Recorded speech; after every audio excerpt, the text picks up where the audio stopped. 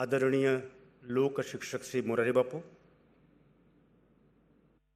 મારો પ્રિય મિત્ર ભદ્રાયુ વચરાજાની, નિરંજનાબેન, પ્રજ્ઞા, સુરતના સુજ્ઞ શ્રોતાઓ, સજ્જનો અને સન્નારીઓ, 2 નોબેલ પારિતોષિક વિજેતાઓ એક જ ફળિયામાં હોય એવું શાંતિનિકેતનમાં બન્યું. રવિન્દ્રનાથ ટાગોરના ઘરની પાસે અમર્ત્ય સેનનું ઘર છે.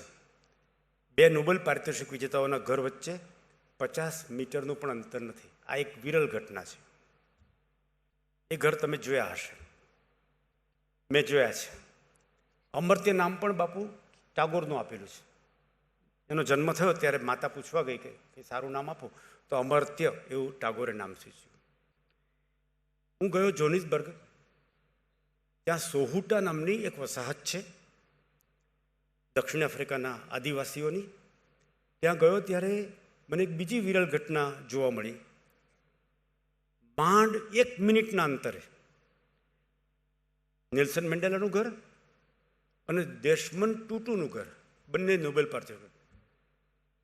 ડેસ્મન્ડ ટુટુને તો જાપાનમાં મળ્યો પણ ખરો, વાત નથી થઈ પણ મળ્યો, જોયા, સાંભળ્યા. અદ્ભુત માણસો આપણા વિશ્વમાં વસે છે. એમાંના ડેસ્મન્ડ ટુટુ એક, અમર્ત્ય સેન બીજા. પણ હવે જે વિરલ ઘટનાની વાત કરું છું તે તમને રોમહર્ષ પ્રમાણે એવી ઘટના છે. ભારતમાં એકમાત્ર ફળિયું એવું છે કે જે ફળિયામાં 25 મીટરને અંતરે 3 પદ્મ એવોર્ડ પામનારા જીવ્યા, જન્મ્યા ને જીવ્યા. એ ફળિયું તે મારા ગામનું રાંદેરનું પારેખ ફળિયું, મારું ફળિયું.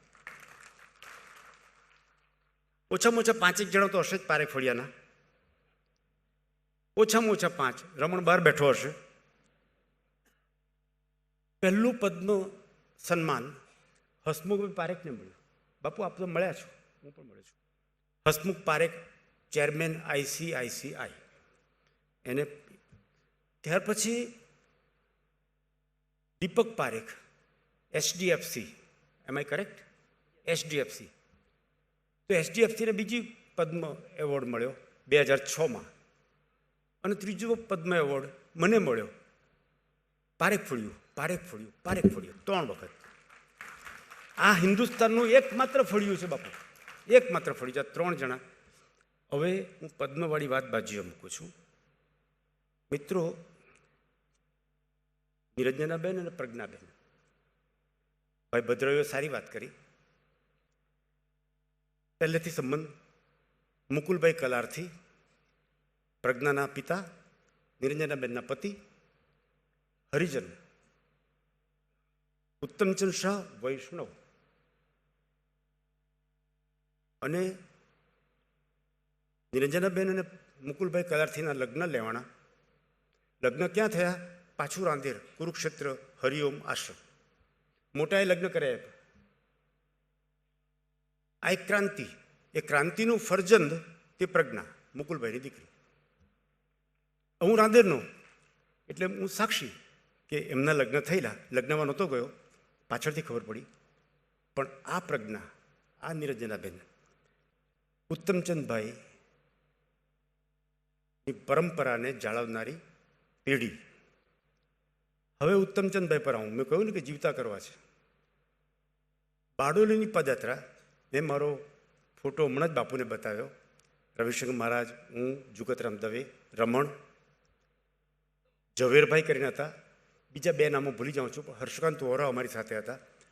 અને બારડોલીનું કોઈ ગામ બાકી નહીં કે અમે પદયાત્રા ન કરીએ. ભૂદાનમાં 1957માં અકોટી કે બામણી, 2માંથી મારી ભૂલ થતી હશે. ઉત્તમચંદભાઈ સરદાર સાહેબની વાત પર ચડી ગયા. તમને જાણીને નવાઈ લાગશે કદાચ કે સરદારના પ્રીતિપાત્ર માણસો બધા સરદારને સરદાર સાહેબ કહેતા. રવિશંકર મહારાજ હંમેશા સરદાર સાહેબની વાત કરતા, હંમેશા. તો ઉત્તમચંદભાઈ મને વાત કરી. એ વાતથી હું મારી સરદાર પ્રત્યેની ભક્તિની શરૂઆત કરવા માગું છું. મેં કહ્યું ને મને બહારનું છે, હવે સાબિત કરવા માગું છું કે બહારનું છે. ખરેખર નશો છે, પવિત્ર નશો છે, પવિત્ર નશો. હું સુરતને માટે શું કહું છું, તમે બહુ વાર સાંભળ્યું હશે કે સુરત એ નિખાલસતાની રાજધાની છે. મેં કહ્યું છે બહુ વાર કહ્યું છે. પણ સરદારનું સૌજન્ય, ખરબચડું સૌજન્ય પાટીદારને શોભ્યું. કોઈ કિસાન સુજનતા બતાવે તો પણ થોડી ખરબચડી સુજનતા બતાવે. ખરબચડી સુજનતા એ ખેડૂતનું લક્ષણ છે. વણિકનું લક્ષણ ન હોઈ શકે. વણિક મધુર હોઈ શકે, મધુર અસત્ય બોલે, અસત્ય પણ મધુરતાથી બોલે. પાટીદાર પટેલ સત્ય બોલે તો પણ ખરબચડું લાગે, એની પણ વાત હું કરવાનો છું. મિત્રો, ઉત્તમચંદભાઈએ અકોટી કાં તો બમણી, 2 ગામ છે બારડોલી તાલુકા, એમાંથી કયું ગામ તે મને યાદ નથી, પણ ચોક્કસ આ 2 ગામમાંથી એક મને વાત કરી કે બારડોલીનો સત્યાગ્રહ ચાલતો હતો ત્યારે એક દિવસ એવું બન્યું કે કોઈ ગામે કલેક્ટર કે ડેપ્યુટી કલેક્ટર જવાનો હતો, એટલે સરદારે એક ષડયંત્ર કર્યું, મધુર ષડયંત્ર, કે બારડોલી સ્વરાજ આશ્રમમાંથી ખાદીની સાડીઓની થપ્પીની થપ્પી એ ગામમાં પહોંચી જાય, જેથી બધી પટલાણીઓ ખાદી પહેરેલી જોવા મળે. આ સરદારનું ષડયંત્ર. એટલે સાથીમાં તો ઉત્તમચંદ શાહ થપ્પીની થપ્પી લઈને ગયા અને બધી પટલાણીઓને એક એક પધરાવી દીધી. ગામ કયું તે પણ મને યાદ નથી, મને તો કહેવામાં આવેલું અકોટી કે બામણી. એટલે ઉત્તમચંદભાઈ કામ તો પૂરું કર્યું, સાથે સ્વરાજ આશ્રમમાં પાછા ફર્યા. સરદાર હતા, એણે નમ્રતાપૂર્વક થોડું ગભરાઈને, સરદારનો ધાક લાગતો બધાને, આવો મધુર ધાક ક્યાં જોવા મળે છે આજે, મધુર ધાક. સરદાર સાહેબ, આપણે આ સાડીવાળું કર્યું બાપુજીને નહીં ગમે, ગાંધી બાપુને નહીં ગમે કદાચ. હવે સાહેબ ખરબચડું સોજો જો સરદાર સાહેબનો જવાબ, હું ઉત્તમચંદભાઈને કોટ કરી રહ્યો છું એક્ઝેક્ટ. ઉત્તમચંદ,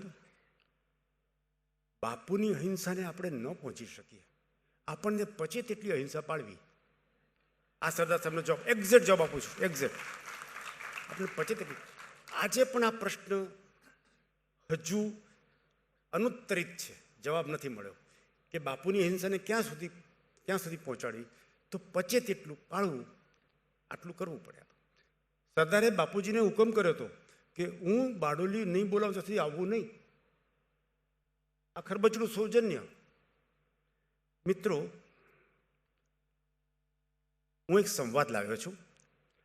એક સર્કલ અથવા ડેપ્યુટી કલેક્ટર, એમાં મારી ભૂલ થાય છે, ડેપ્યુટી કલેક્ટર પહોંચી ગયો અને ખેડૂતને પૂછ્યું કે તમે જો મહેસૂલ નહીં ભરો, આખી લડત મહેસૂલ પર હતી, 1928ની સાલ, યાદગાર સાલ, તમે જો મહેસૂલ નહીં ભરો તો રાજ, તે વખતે આ શબ્દ બહુ પોપ્યુલર હતો, મોરારજીભાઈ આ શબ્દ બહુ વાર બોલતા, રાજ. અંગ્રેજો ગયા પછી પણ એ બોલતા, રાજ તમને સ્વીકારશે નહીં, તો રાજ તમને માફ નહીં કરે. એટલે ખેડૂતે શું જવાબ આપ્યો બાપુ? ખેડૂતના હિન્દીમાં, ખેડૂતનું હિન્દી કેવું? મધુરતમ ગુજરાતી મિશ્રિત ગુજરાતી. ખેડૂતનો જવાબ સાંભળો સાહેબ, ખેડૂતો જ આપી શકે. બારડોલીનો કિસાન, 1928નો સત્યાગ્રહની લડતમાં જોડાયેલો કિસાન કહે છે, ફૂલમાં ફૂલ કપાસ કા, ફૂલમાં ફૂલ નહીં, હિન્દી એટલું નહીં આવડે, ફૂલમાં ફૂલ કપાસ કા ઓર ફૂલ કાય કા, ફૂલમાં ફૂલ કપાસ કા ઓર ફૂલ કાય કા. રાજામાં, અંગ્રેજીને સંભળાવે છે, રાજામાં રાજા મેઘ રાજા ઓર રાજા કાય કા. ખેડૂત. તો આ સરભોણના પટેલને પૂછ્યું કે સરદારના હુકમ નીકળ્યા છે, જો મહેસૂલ નહીં ભરો તો તમારા જમીન ખાલસા થશે. કેટલા લોકો ખેડૂતોની થઈ હતી એનો ઇતિહાસ છે, હું અત્યારે એ વિગતમાં નથી જતો. પણ એક વાત કહું કે આ ખેડૂત જેવું જ હિન્દી સરદારનું હતું, મને યાદ આવે છે અત્યારે, ઉમાશંકરે નોંધ્યું છે.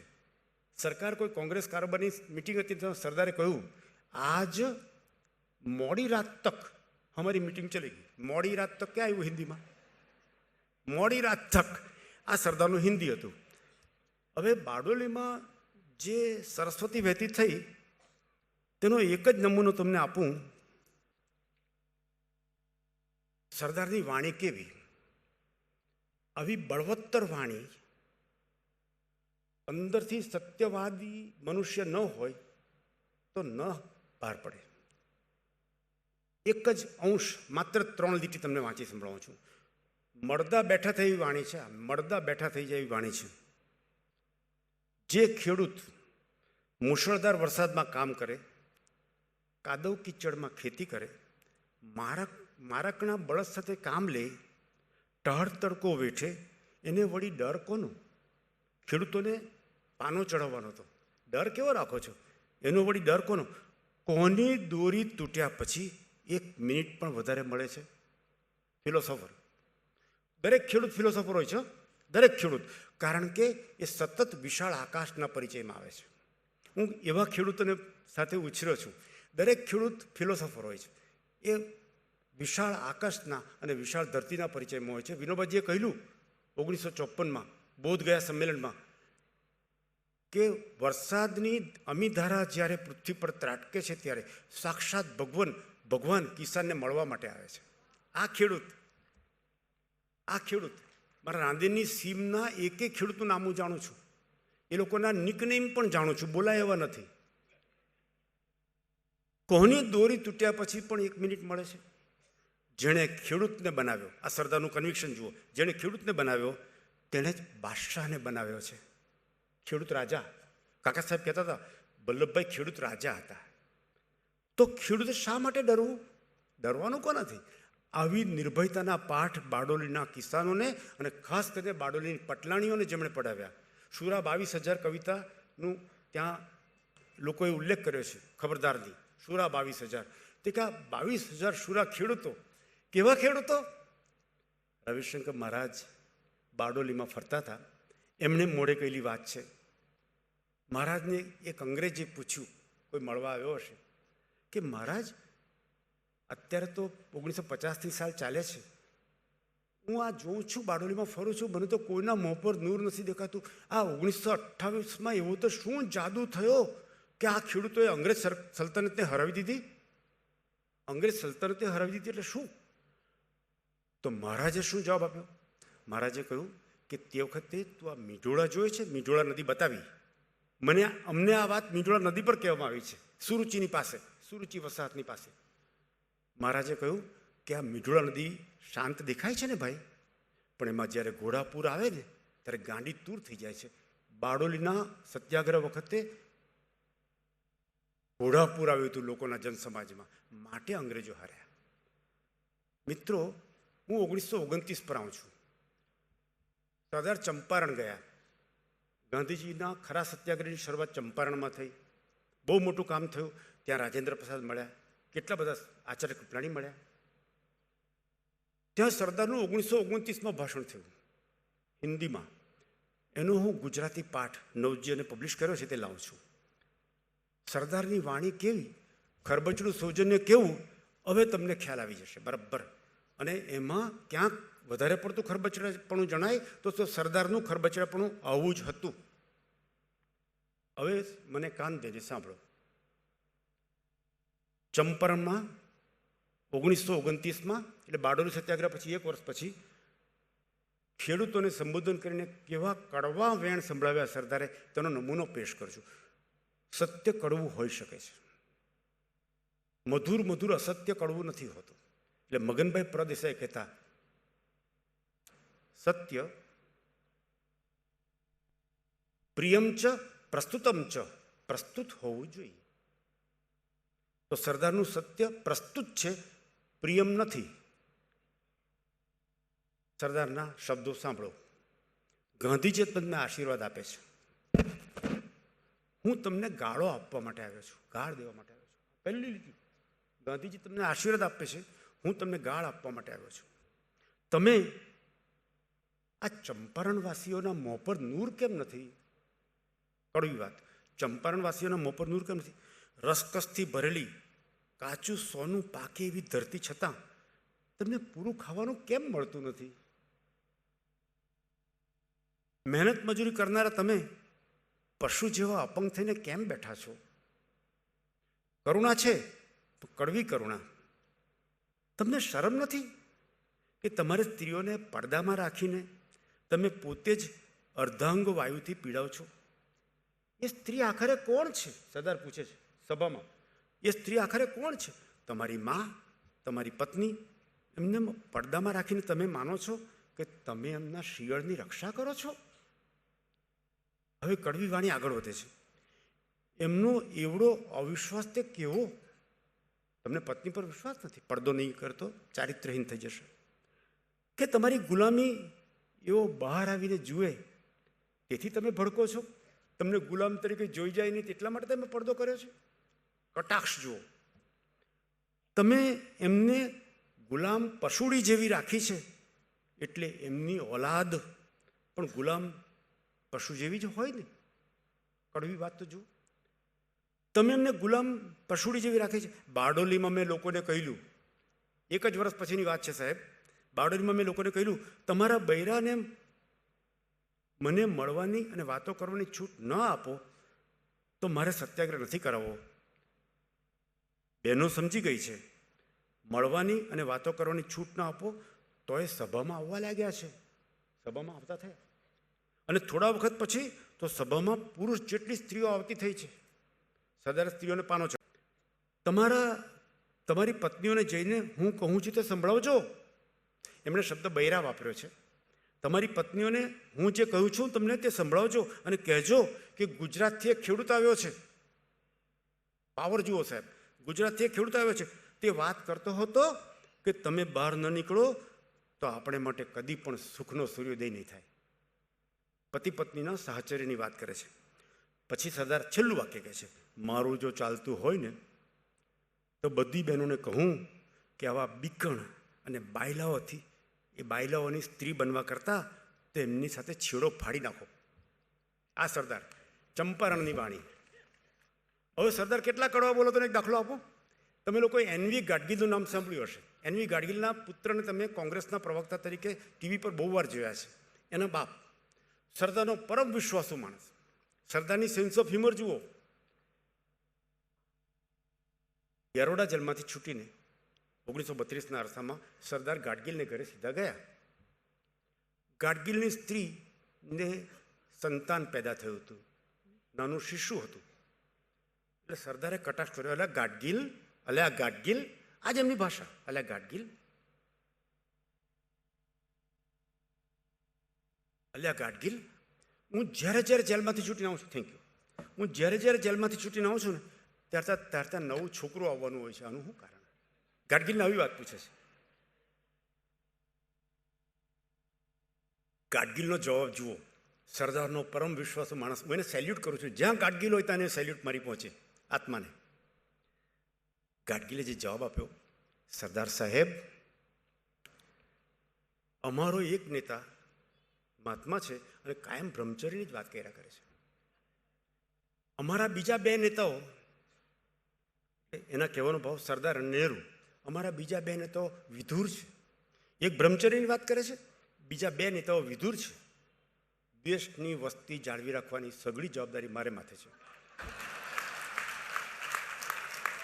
આ સરદારનો ચેલો. મિત્રો, સ્વરાજ પછીના વર્ષોમાં આવવાની હિંમત કરું છું. સ્વરાજ મળ્યું, સરદાર ડેપ્યુટી પ્રાઇમ મિનિસ્ટર અને ગૃહપ્રધાન બન્યા. શું બન્યું? પંડિતજી એટલા રુજુહૃદયના માણસ, એટલા ભલા માણસ, એટલા ઉમદા માણસ કે ભૂલ પર ભૂલ કરે જાય, ભૂલ પર ભૂલ પર ભૂલ પર ભૂલ. અને સરદારનું કામ એ ભૂલ સુધારવાનું. શું કરવાનું? 2 દાખલા આપું. ટંડન અને કૃપલાની વચ્ચે કોંગ્રેસ પ્રમુખ પદ માટે હરીફાઈ થઈ. રાજર્ષિ ટંડન, પુરુષોત્તમદાસ ટંડન સંસારી હોવા છતાં પૂરા સાધુ, અને મને તો સંસારી સાધુઓ બહુ ગમે. હું સંસારી સાધુઓને વધારે માન આપું છું. અહીં એક બેઠા છે.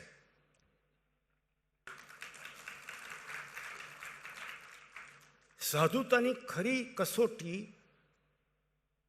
અપરિણિત હોવું તે નથી. બધા ઋષિઓ પરણેલા હતા અને બધા ઋષિઓને સારા સારા પુત્રો થયા છે. એની વાત કરવા બેસો તો બધું બાજુએ રહી જાય. એટલો લાંબો જવાબ થાય. પુરુષોત્તમદાસ ટંડન અત્યંત ઊંચા ગજાના સંત હતા. રાજર્ષિ નામ પડેલું. રાજર્ષિ ટંડન અમે નાના હતા ત્યારથી સાંભળતા. ટંડનને વલ્લભભાઈનો ટેકો. કૃપલાણીને નહેરુનો ટેકો, કોંગ્રેસ પ્રમુખના વોટ લેવાયા, કૃપલાણી હારી ગયા અને સરદારના ઉમેદવાર ટંડન જીતી ગયા. ટંડન પર મોટા મોટો આક્ષેપ કે હિન્દુત્વવાદી છે. વર્ષો વીતી ગયા, કૃપલાણીની આત્મકથા બહાર પડી, મેં વાંચી છે. એમાં ટંડનનો બચાવ કે કોમવાદી નથી, પૂરેપૂરા સાધુ પુરુષ છે એવું લખનાર કોણ? એની સામે એમને હરાવનારા જે હારી ગયેલા કૃપલાણી, તેણે ટંડનજી માટે આવું લખ્યું છે. આ પણ જોવા જેવું છે. કેટલી ઉમદા બાબત! જેણે પોતાને હરાવ્યો તેનો બચાવ કોણે કર્યો? કૃપલાણીએ. આગળ ચાલીએ વાત. ભારતના પ્રથમ રાષ્ટ્રપ્રમુખ કોણ થાય તેની ચર્ચા ચાલી. રાજેન્દ્ર બાબુને સરદારનો ટેકો, રાજાજીને નહેરુજીનો ટેકો. બંનેમાંથી જીત્યું કોણ? પહેલા રાષ્ટ્રપ્રમુખ કોણ? રાજેન્દ્ર પ્રસાદ. સરદાર જીત્યા. હવે વાત એવી બની, હું લેખ લાવ્યો છું, તે લેખ લાવ્યો છું છે મારી પાસે. સત્ય સ્વરાજ નામનું મેગેઝિન ચલાવતા હતા રાજાજી. 1973માં લખેલો લેખ છે કે અમે બહુ મોટી ભૂલ કરી હતી, સરદારને વડાપ્રધાન બનાવવા જોઈતા હતા. રાજાજી કહે છે, ગુણવંશા નથી કહેતો. મારી પર આક્ષેપ આવે છે કે તમે આવું બધું કહો છો. એકવાર બાપુ બોમ્બેથી દીવ આવતા હતા અને ત્યાં તો વિમાનમાંથી ઉતરીને દીવથી ફોન કર્યો મારી પર. હું રાજકોટ જઈ રહ્યો હતો, ભદ્રાયુભાઈ અને રાજકોટવાળાએ બોલાવ્યો હતો સરદાર પર બોલવા માટે. હું બેઠો પૂરો 1.25 કલાક બોલ્યો હતો. આટલો જ હોલ ચિકાર. બાપુનો ફોન હું લીંબડી વટાઉં ત્યાં આવ્યો. મને યાદ છે, ગુણવંતભાઈ, આ જૂના રાજભવનમાં વડાપ્રધાન મનમોહનસિંહ આવેલા અને નરેન્દ્રભાઈએ એમ કહ્યું કે પહેલા વડાપ્રધાન સરદાર સાહેબ બનવા જોઈતા હતા એવું ઘણા લોકો માને છે. એ બરાબર ઉચિત છે? એવું બાપુએ મને પૂછ્યું. એટલે મેં બાપુને કહ્યું, બાપુ સૂક્ષ્મ અવિવેક ખરો. બાપુ આ શબ્દ છે મારા. અને રાજકોટમાં જઈને ભાષણની શરૂઆત જ નથી કરી કે નરેન્દ્ર મોદી બોલ્યા એમાં સૂક્ષ્મ અવિવેક ખરો. પણ હું તમને કહેવા માંગુ છું, રાજાજીનો પૂરેપૂરો ટેકો નરેન્દ્ર મોદીને. હવે રાજાજી કોણ? જેને કારણે પ્રથમ વખત રાષ્ટ્રપ્રમુખ ન બન્યા તે સરદાર. તેના વખાણ કોણ કરે છે? સરદારના રાજાજી. ટંડનનો બચાવ કોણ કરે છે? કૃપલાણી. મૌલાના આઝાદ પુસ્તક બહાર પડ્યું, ઇન્ડિયા વિન્સ ફ્રીડમ. એમાં સરદાર પર ભયંકર આક્ષેપો મૂક્યા, કોમવાદી હતા, આમ હતા, તેમ હતા. આ બહુ સસ્તો આક્ષેપ છે. મારો તો પ્રિય આક્ષેપ છે. સેક્યુલરિઝમની પથ્થર ઝીકી નાખી છે આપણે, પથ્થર ઝીકી નાખી. તો સ્વસ્થ સેક્યુલરિઝમ કોને કેના માટે હું લખું છું. એટલે જે કટ્ટર સેક્યુલર પંથીઓ છે તે બહુ નારાજ છે મને. કોઈની નારાજગીની પરવા કરે તેને કલમ નહીં ઉપાડવી જોઈએ. I enjoy the romance of being misunderstood. હું ગેરસમજનો વૈભવ માણનારો માણસ છું. આ ગેરસમજ મને બહુ વહાલી છે અને ક્યારેક તો ગેરસમજ ન થાય ત્યારે મને અસુખ રહેતું હોય છે. હું ચિંતા કરતો નથી, સરદારે ચિંતા કરી નથી, મોરારજીભાઈ ચિંતા કરી નથી.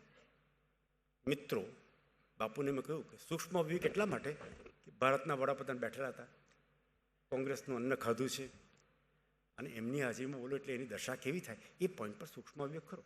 અસત્ય નહીં. મિત્રો,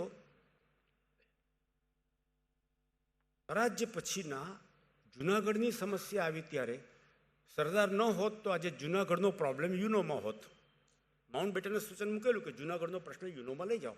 સરદારે કહ્યું કે ઊનોને ટાળો બધું એક કરી નાખ્યું. આ નહીં ચાલે. આજે જુનાગઢ જે હિન્દુસ્તાનમાં છે અને ભુટ્ટો નવાબ વિમાનમાં રાતોરાત ચાલ્યો ગયેલો. જો સરદારે આકરું પગલું ન લીધું હોત, અહિંસક પગલું ન લીધું હોત તો બેનઝીર ભુટ્ટો જુનાગઢની હોટલમાં ફાફડા અને જલેબી ખાતી હોત. આવું મેં લખ્યું છે. મને આવું લખવાનું ગમે છે. હૈદરાબાદનો પ્રશ્ન, પંડિત નહેરુ કે આપણાથી કંઈ થાય નહીં, આપણાથી આક્રમણ નહીં થાય. અડધું જાણીને અડધું અજાણતા મુનશીને વિશ્વાસમાં લઈને, લશ્કરને વિશ્વાસમાં લઈને હૈદરાબાદ પર આક્રમણ કરાવ્યું. નિઝામ શરણે આવ્યો. નિઝામે સરદારને પત્ર લખ્યો તે મારી પાસે છે, આ ચોપડીમાં છે. નિઝામે એટલો ઉમદા પત્ર લખ્યો સરદાર પર કે તમારા જેવો તો કોઈ માણસ નહીં, પણ 14મું રતન ચખાડ્યા પછીનું ડાપણ. મિત્રો, નિઝામે પણ બહુ વખાણ કર્યા સરદાર સાહેબના. નિઝામે તે પહેલાં બાપુ શું કહ્યું ખબર છે? એમ કહ્યું કે ભારત અને નિઝામ વચ્ચે એલચીઓની નિમણૂક થાય, તેમાં એલચીઓ એકબીજા દેશને મળે, એટલે પારકો દેશ. પારકો દેશ. હવે વલ્લભભાઈથી નિખાલસતાની એક પરમ ઊંચી કક્ષાનો દાખલો આપું, ટૂંકમાં બતાવું છું. તમે ગુલામ મોહમ્મદ બક્ષીનું નામ સાંભળ્યું હશે. શેખ અબ્દુલ્લા પછી જેને નહેરુ સાહેબે વડાપ્રધાન બનાવ્યા, અને શેખ અબ્દુલ્લાને કેદમાં કાં પૂર્યા? કોડાઈ કેનલ. બંગલાનું નામ છે કોહિનૂર. શેખ અબ્દુલ્લાને કેદમાં કોણે પૂર્યા? જેનું સતત નહેરુજી તાણતા હતા, તેને કેદમાં પૂરવાનું કામ તે વખતે સરદાર જીવતા નહોતા. કેદમાં નહેરુજી પૂરે છે. સરદાર જીવતા હતા ત્યારે ગુલામ મોહમ્મદ બક્ષી પ્રીમિયર શેખ અબ્દુલ્લાને માટે સરદાર કડવા સત્યો ઉચ્ચારતા હતા. ગુલામ મોહમ્મદ બક્ષીને સરદાર સાહેબ પ્રત્યે બહુ માન. એમણે કહ્યું કે તમે હૈદરાબાદનું કર્યું એવું અમારા કાશ્મીરનું કરી નાખો ને, એવું કહેનાર ગુલામ મોહમ્મદ બક્ષી. મણિબેન પટેલે ડાયરીમાં નોંધ્યું છે, તારીખ સાથે છે મારી પાસે. અને મણિબેન જૂઠું બોલનારો નહોતા, કડવા બોલાતા, બહુ કડવા બોલાતા. મને કે શાહ સાહેબે કહ્યું કે બહુ કડવું બોલ્યું, એ જવા દો તમે, જૂઠું નહીં બોલે મણિબેન, બિલકુલ. હવે મિત્રો, મણિબેને નોંધ્યું છે કે સરદારે બક્ષીને એમ કહ્યું કે બક્ષી, મને તારા શેખ અબ્દુલ્લા પર જરા જેટલો વિશ્વાસ નથી. બક્ષી સાંભળી ગયા, કારણ સાચી વાત. એની પર નહેરુ વિશ્વાસ મૂકે છે એ મને બિલકુલ ગમતું નથી. બક્ષીજીએ એમ કહ્યું, પ્રીમિયર શેખ અબ્દુલ્લા, પ્રીમિયર, એનો ધ્વજ જુદો, એનું બંધારણ જુદું, એનો વડાપ્રધાન કહેવાય શેખ અબ્દુલ્લા. બક્ષી કહે છે, સરદાર સાહેબ, આ ઈદ જવા દો, એક્ઝેક્ટ શબ્દો છે મારી પાસે, છે આ શબ્દો, ઈદ જવા દો, પછી હું શેખ સાહેબને તમારી પાસે લાવીશ. હવે સરદાર ખીલ્યાથી જુઓ તબ સાહેબ, નિખાલસતાની ચરમસીમા. સરદાર બક્ષીને કહે છે, બક્ષી, મેં તને શેખ અબ્દુલ્લા માટે જે અત્યારે શબ્દો કહ્યા ને, તે જ શબ્દો શેખ અબ્દુલ્લાને તારી દેખતા કહીશ, ફેરફાર નહીં કરું. આ સત્યની કોઈ સીમા હોય? જરા વિચાર કરો. આપણે કોઈને માટે કડવું બોલીએ, પછી તે હાજર હોય ત્યારે એટલું જ કડવું બોલીએ છીએ? આપણે તરત ફેરવાઈ જઈએ છીએ. મને તો બહુ અનુભવ થાય છે. મારી ખાનગીમાં ટીકા કરનારો મને મળે ત્યારે અડધા થઈ જાય. મને થાય કે પેલો સાચો કે આ સાચો. અસત્ય. અને આ સમાજને ગુલામી વેઠ્યા પછી, 1200 વર્ષની ગુલામી વેઠ્યા પછી ટેવ જ પડી ગઈ છે અસત્ય બોલીને છટકી જવું, અસત્ય બોલીને સારા દેખાવું એકમાત્ર આસ્થા. અને તેવો માણસ ડિપ્લોમેટ કહેવાય, તેવો માણસ બહુ ચાલાક કહેવાય, સ્માર્ટ કહેવાય. આવી સ્માર્ટનેસ સરદારજીમાં નહોતી, સરદાર પટેલમાં નહોતી. એટલે મેં અનાવિલો અને પાટીદારોની બે વ્યાખ્યાઓ કરી છે. એક મોરારજીભાઈ, બીજા સરદાર. પટેલની વ્યાખ્યા શું? જે પોતાની પત્નીને મહેમાનોને દેખતા છટકાવી કાઢે અને ખાનગીમાં એને કયા પ્રમાણે જ કરે, તેનું નામ પટેલ. એમાં હું આવી ગયો. અનાવિલની વ્યાખ્યા શું? અનાવિલો બેઠા હશે અહીંયા ઘણા, વલસાડથી પણ આવેલા છે. બોલો, રમેશ દેસાઈ છે, ક્યાં છે? અરે હાથ ઊંચો કરીને, એ બરાબર એગ્રી થશે. નારાયણ દેસાઈને મળજો, ખ્યાલ આવી જશે. જે માણસ તમને પંપાળતો હોય તો એ નખોરિયા ભરતો હોય તેવું લાગે તો માનવું કે અનાવિલ. પંપાળતો હોય ત્યારે પણ નખોરિયા ભરે, એનું અનાવિલ. તો સરદાર સાહેબની નિખાલસતા કેવી કે બક્ષી જ્યારે શેખ અબ્દુલ્લા મને મળવા આવશે ત્યારે બક્ષી, મેં તને જે કહ્યું છે ને તે જ હું તને કહીશ. હવે હું મારા પ્રવચનના અંત ભાગે આવી પહોંચ્યો છું. મેકિયાવેલી, એનું પુસ્તક ધી પ્રિન્સ, અદ્ભુત ઐતિહાસિક પુસ્તક છે. એનો અનુવાદ મુરબ્બી શ્રી યશવંત શુક્લે કર્યો છે. એનું એક જ વાક્ય હું તમારી આગળ રજૂ કરું છું, અને પછી નહેરુજી કેટલા ભલા હતા, કેટલા ભોળા હતા, ચાઇના કેમ ચડી આવ્યો, આપણી કેમ ફજેતી થઈ, એનો ખ્યાલ આપે એવો એક પ્રસંગ હું કહી દે, મારી વક્તવ્ય પૂરું કરીશ. મને આજે મારી દીકરીને મેં કહ્યું, અમીને, કે અમી, હું તો જન્મથી જ પદ્મભૂષણ છું. કેમ? તે કે મારા પિતાશ્રીનું નામ ભૂષણલાલ હતું, ગુણવંત ભૂષણલાલ શાહ. એટલે હું તો પદ્મભૂષણલાલનો છોકરો છું. મારી બા તરફથી મને પદયાત્રાની પ્રેરણાઓ મળી, મારા બાપુજી તરફથી વેદનું ઉપનિષદની પ્રેરણાઓ મળી, અને બાપુ જ્યારે ઘરે આવ્યા ત્યારે મેં એમને અથર્વવેદ ઉપર પંડિત શ્રીપાદ દામોદર સાતવડેકરે આપેલો સંદેશો વંચાવ્યો એમના હસ્તાક્ષરમાં. આ અમારું કુટુંબ. એટલે એક બાજુ વેદ ઉપનિષદ અને બીજી બાજુ પદયાત્રા. ગાંધીજીના કાગળો મારે ત્યાં છે. હું તમને બીજી વાત કહેવા માંગુ છું. સરદાર કેવા?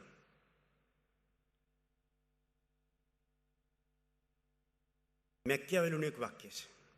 આખા પુસ્તકનો સાર આપવો હોય તો આ એક વાક્યમાં આપી દઉં. જે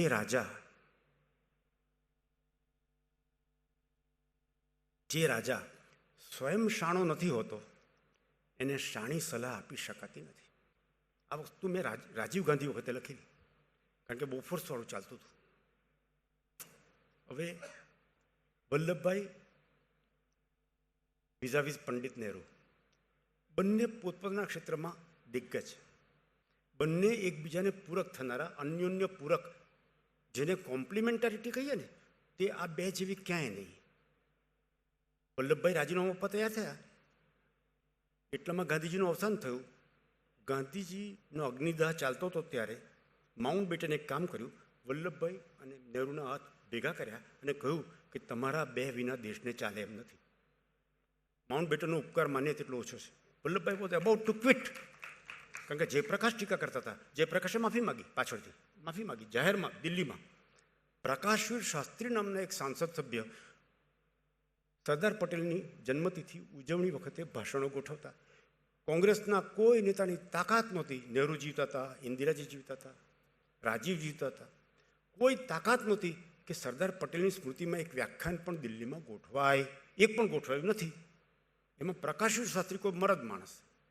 જયપ્રકાશે હૈયું હળવું કર્યું અને લખ્યું કે અમે સરદાર સાહેબને બહુ અન્યાય કર્યો છે, માફી માગું છું.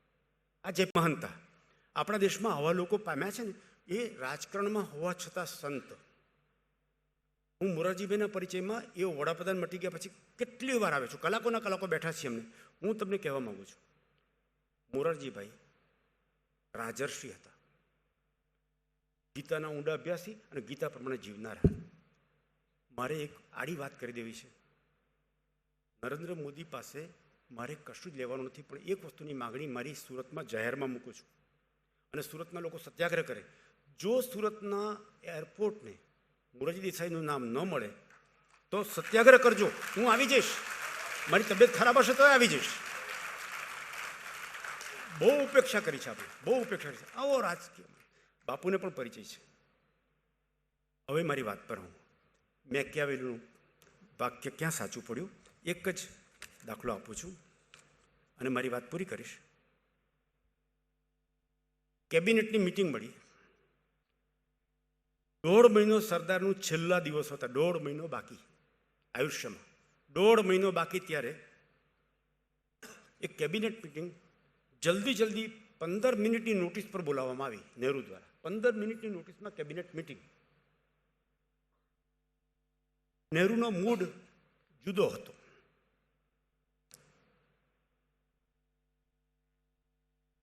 એનવી ગાડગિલ, સરદારની મેં વાત કરી, પેલી વસ્તી જાળવનારો એનવી ગાડગિલ, એણે એક રિમાર્ક કરી હિંમત કરીને નહેરુ આગળ. Don't you realise that Himalayas are, don't you realize કે તિબેટની વાત શું કરો છો? તિબેટ આપી દેતા હતા પંડિતજી. નહેરુએ કહ્યું, Gadgil, don't you realise that Himalayas are there? Himalaya વચ્ચે છે, માટે આક્રમણ નહીં થાય. નહેરુનું બોલ પણ. એટલામાં મુનશી બોલ્યા. કે મુનશી એણે શું કહ્યું? ધીમે અવાજે પંડિતજીને કહ્યું, પંડિતજી, તિબેટે ભૂતકાળમાં હિમાલય ક્રોસ કરીને 7મી સદીમાં તિબેટીયનોએ હિન્દુસ્તાનના કનૌજ ઉપર આક્રમણ કર્યું છે અને હિમાલય પાર કરેલો એનો ઇતિહાસ છે. મુનશી ઇતિહાસકાર. નહેરુએ કહ્યું, નોનસેન્સ. સરદારે નહેરુજીને કાગળ લખ્યો કે આ ચીનવાળા ચડી આવશે, ચડી આવશે, ચડી આવશે. 50માં લખાયેલો કાગળ છે. કાગળ લાવ્યો છું. નહેરુએ એની પર બિલકુલ ધ્યાન ના આપ્યું અને 62માં આપણા સૈનિકો લડતા લડતા નથી મર્યા, હોમાઈ ગયા છે. એ હાર નહોતી, યુદ્ધમાં બે જણા વચ્ચે ટક્કર ચાલે અને એક પક્ષ હારતો જ હોય છે. પરંતુ અહીંયા ટક્કર નથી ચાલી, કેવળ હોમાઈ જ ગયા છે. તમે હકીકત પિક્ચર જોયું હશે બલરાજ સહાનીનું, એવું જ બની બેઠું. મિત્રો, સરદાર સાહેબની વાતોનો અંત તો ત્યાં જ આવે જ્યાં ગુણવંત શાહની ચેતનાનો અંત હોય. મારે મર્યાદા પુરુષોત્તમ રામનો વંશજ છું. તમે પણ સાંભળવા આતુર છો બાપુને, હું પણ સાંભળવા આતુર છું. બારડોલીમાં જ્યારે ઉત્તમચંદ શાહ વ્યાખ્યાનમાળાની ઘોષણા મેં કરી ત્યારે પ્રજ્ઞાને કહ્યું, પ્રજ્ઞા, બાપુ પાસે એક પણ પૈસો લેવાનો નથી. બાપુ પાસે લેનારા બહુ છે અને બાપુ થોડા આશુતોષ પણ છે, નીલકંઠ નથી. સરદાર આશુતોષ નહોતા, નીલકંઠ હતા. આ બે શબ્દો વચ્ચેનો તફાવત જાણવા જેવો છે. શંકરના બે નામો આશુતોષ અને નીલકંઠ ઝેર પી ગયા, કંઠ ભૂરો થઈ ગયો. સરદારે બહુ જ ઝેર પીધા છે અને દેશના હિતમાં પીધા છે. એવા સરદાર સાહેબને, ઉત્તમચંદભાઈને હું મારા વંદન પાઠવું છું. નિરંજનાબેનને અને પ્રજ્ઞાને મારી શુભેચ્છા પાઠવું છું. હજુ પણ થોડા પૈસા તો મારા મળ્યા જ કરશે. હમણાં હું ભાષણો ઓછા કરી નાખ્યા છે, બાકી મારી ઇન્કમ બહુ હતી અને દર મહિને ચેક જતા હતા આવી સંસ્થાઓને. પણ હવે જરા મર્યાદા મૂકી છે તબિયત. આજે હું કેટલી વખતે ઊભો બોલું છું. બાપુને મેં હમણાં જ કહ્યું અડધો કલાક પહેલાં કે બાપુ, આજે મારી 6 માસિક પરીક્ષા છે અને આપ શિક્ષક છો એટલે તમારે ડિક્લેર કરવાનું છે કે હું પાસ કે ન પાસ. મારે બેઠા બોલવું પડે છે. હું ચાલું છું દરરોજ 1 કલાક. ચાલવામાં વાંધો નથી આવતો, પણ ઊભા રહીને ભાષણ કરવામાં વાંધો આવે છે. હવે આનું મને કંઈ ખબર નથી પડતી. મિત્રો, તમે ખૂબ શાંતિપૂર્વક મને સાંભળ્યો અને સુરત આવું ત્યારે મારો મૂડ બદલાઈ જાય છે. આ તો વલહાડ, અમલહાડ, નવહારી અને હુરત એનો આ પ્રદેશ છે. નિખાલસતા અહીંયાના બધા લોકો માટે સહજ છે.